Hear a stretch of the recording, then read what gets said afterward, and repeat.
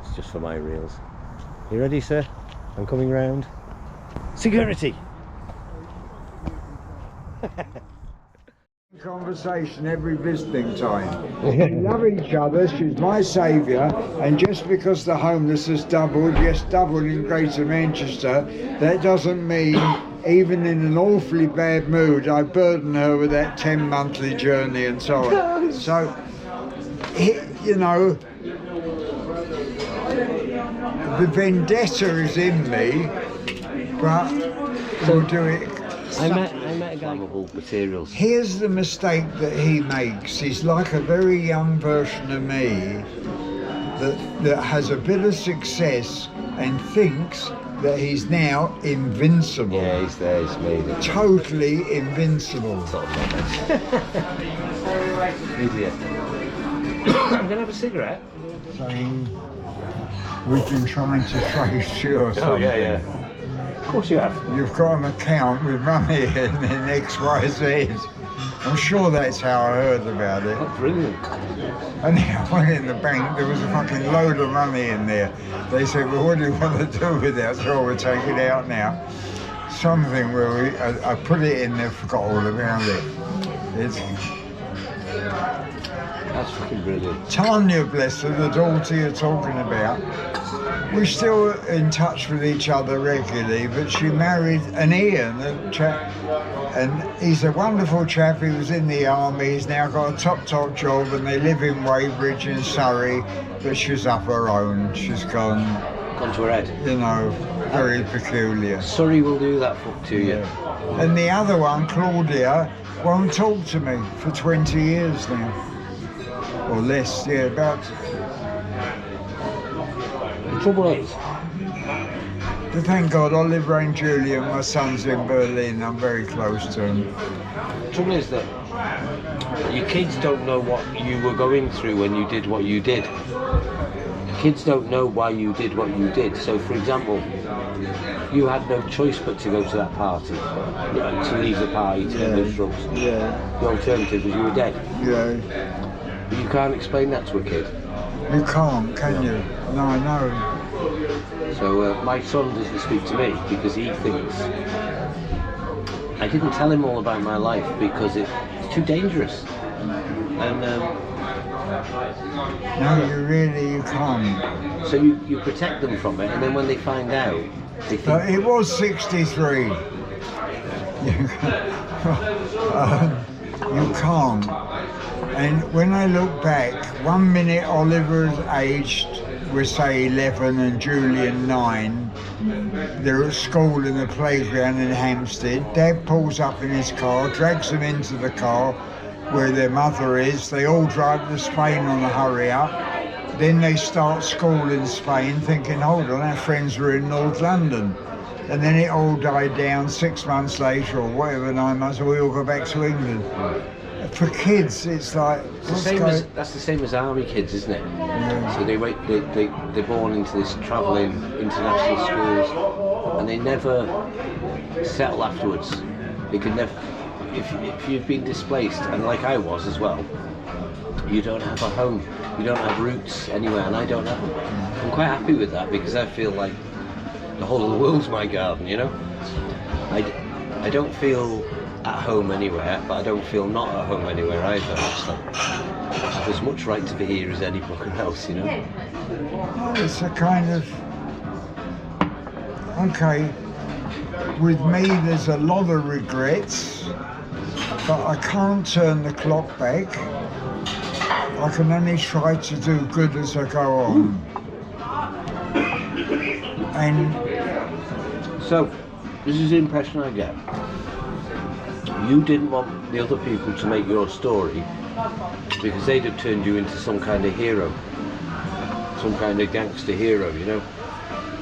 Whereas actually what you're trying to say is, I was frightened, it was shit, and I lost my kids, I lost my wife, I lost my half my mind. I lost all of this because of drugs. I wasn't frightened on the big robberies, I was petrified. White fear, you called I it. was double frightened, petrified. So you probably double dropped. High as a kite, didn't know what was going on. But you were just that slightly bit more crazy than the coppers that were chasing you. And that's all you need to be, isn't it? I was 20 years old, Indestructible. you know. So that's the bit that people don't get. And the gap between 20 and 30 is a big one. At 20, you kind of jack the lads, you know what girls are and all that. You're a kid. And you can drive a car. But at 30, you've been through those years. And there wasn't, you know, Reynolds was 33 then. They were all 31. The only youngster was I can't remember his name now, the racing driver. He was 28. It was I can't remember his name, but he was 28. I don't know, I thought of this the other day. Living in Marble Arch later on, to go into a shop and buy new clothes and throw your old change in the shop and then throw the old clothes that you've only worn for one day, yesterday, into the gutter is the act of somebody who is mentally very deranged. That was Eubanks, Chris Eubanks. Never wore the same undies. He went bankrupt very quick. Yeah. He was obviously, so he, wow. And he goes on to be... I'll tell you who you must meet, we're still very, very close, is John Conti, the boxer. Oh!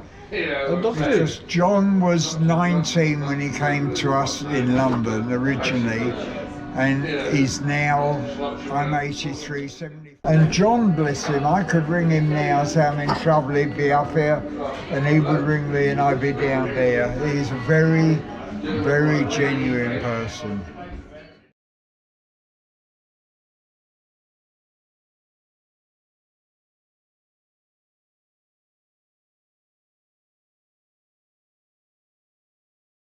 On the 5th of the 8th, 1943, wants a job. He doesn't want any wages, but he'll take the job as Minister for the Gutter on Burnham's cabinet. The Minister for the Gutter will promise to erase all homelessness in the UK within 12 months.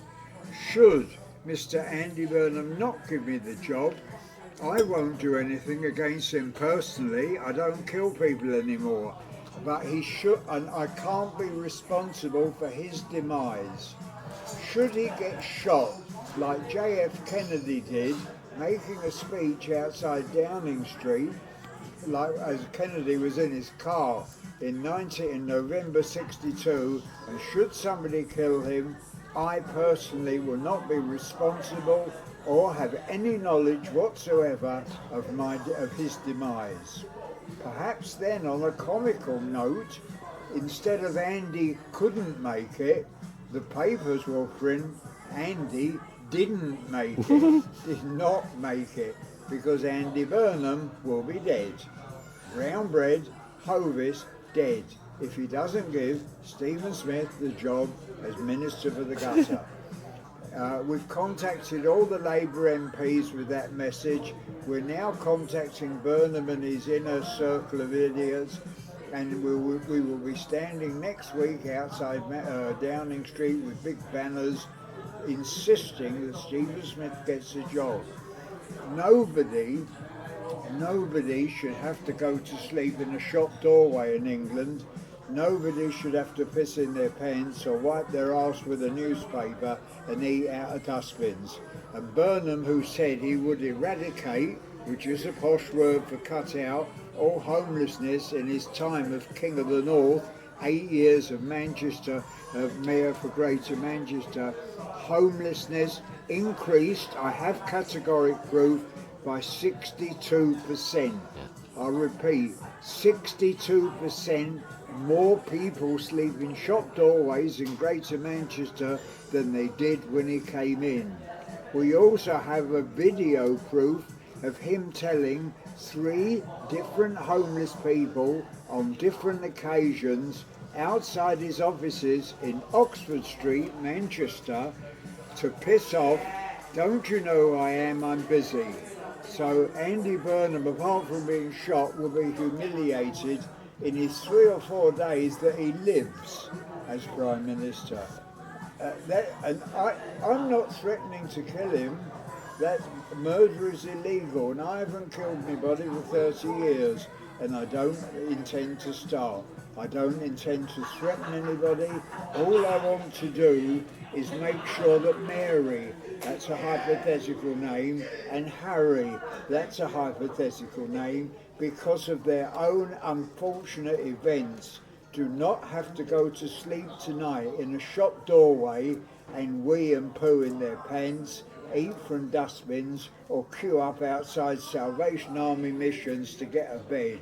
Andy Burnham, you're conniving enough, I'll give you credit there, to become Prime Minister. Now appoint me for the job.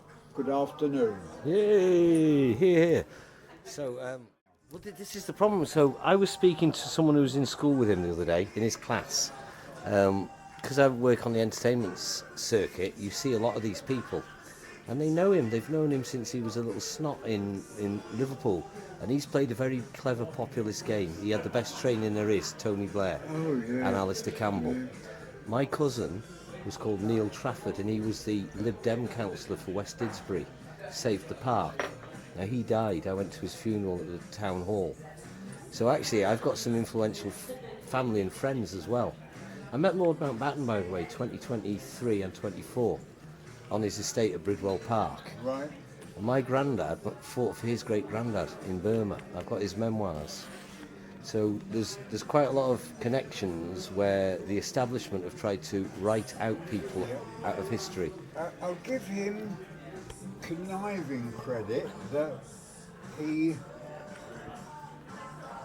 it's like a football team. Oh, he's skilled. He's Game of Thrones. He knows how to do it. Yeah. He's waited for the forwards to be badly injured and then announce, "I'll put the boots on and play at the right time." But if you want to become a politician, you have to at some stage play it straight, or you'll make enemies. And a politician is supposed to be looking after the public. You know, I mean this so sincerely. I can't show him to you now, because he will have moved on. Outside Asda, here in Nuneaton, a man sleeps all night, and he's got a trolley with him for quite a few of his belongings. So, God forbid it should happen to me first, Joe. But if you were homeless, you'd have your laptop in the trolley. Yeah. You know, and it looks so sad because he's argued or split with his wife, with his parents, with his this. Something's happened. Yeah. I know it's in my biography. You don't just wake up one morning and go, "Do you know what? I think I'll sleep in the doorways now." So I met, I was in a film filmed in Gloucester Prison. Okay. And they asked me to go out on the streets to find people to make up the extras. And I went around the homeless, right, looking for people with arms and ears missing.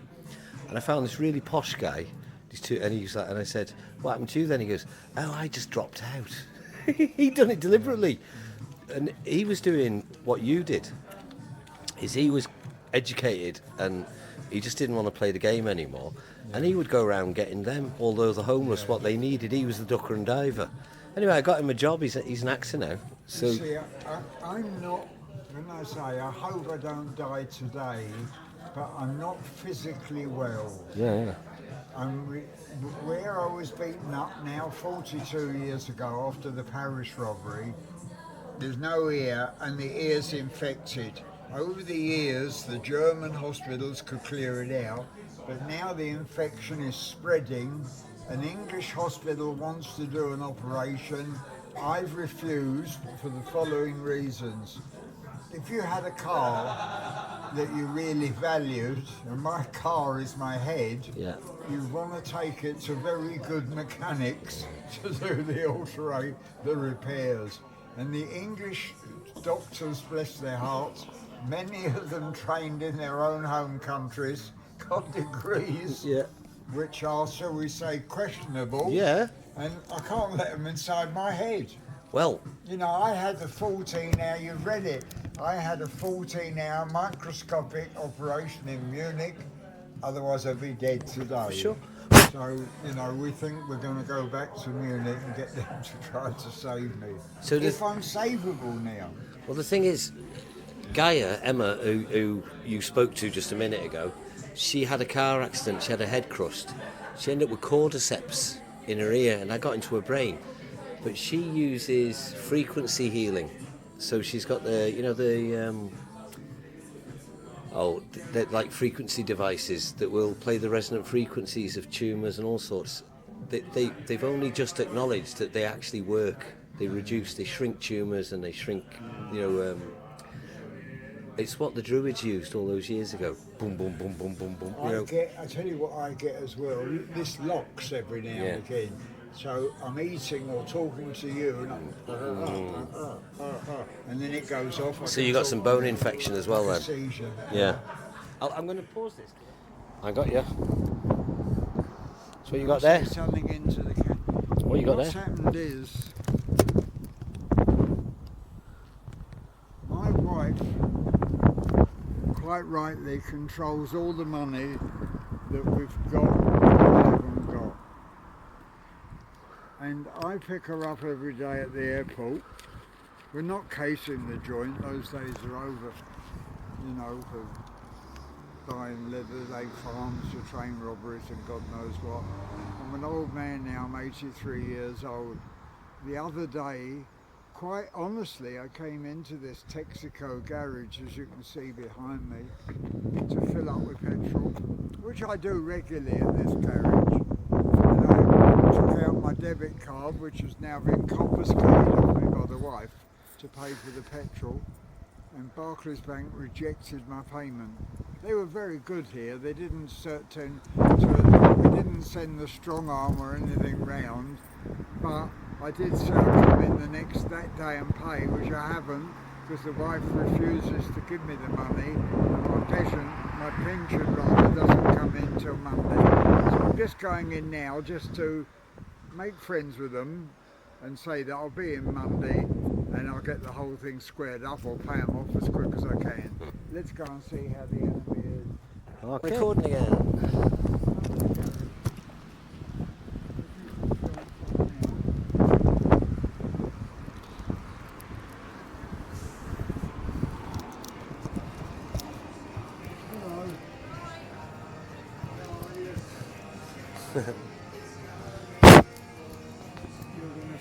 Yeah. Why have I come in here? Not to ask you to marry me, because you wouldn't. That's not what you said in the car. The other day I came in, I cut a long story short, my wife controls all the money. Okay. I get a pension into Barclays Bank, right? And I pick her up every day at the airport. She won't give me any money because I waste it a bit. And I came in here to fill up with petrol, to pay in my usual way. I come in here regularly with my debit card, and my debit card wouldn't pay it. Okay. So I owed Crown, or your big bosses, 46 quid. Okay. The lady here was very kind and decent. She took a photograph of my driving licence and all my details. And I said I'd be in later to pay, which I couldn't, but I will be able to come in and negotiate payment tomorrow.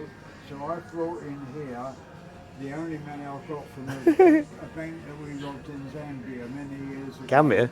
150 Zambian money. Oh, Zambian, oh wow. You just want to either take this on account and or just make a note that I've been in here.